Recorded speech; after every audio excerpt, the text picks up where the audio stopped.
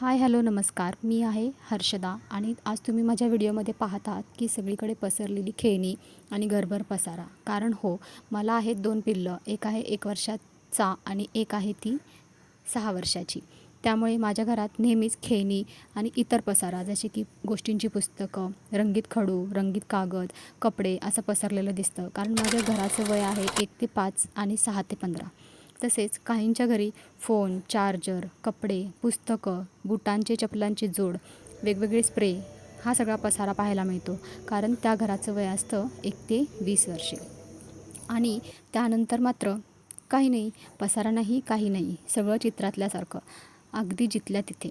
कारण काही हलत नाही, काही डुलत नाही. फार वाटतं कसे कसे वय होऊन गेले घराचे पण, कसे कसे वय होऊन गेले घराचे पण. आणि आता बिनपसाऱ्याचं म्हातारपण पेलवत नाही, बिनपसाऱ्याचं म्हातारपण पेलवत नाही. काय मग मंडळी, बरोबर ना?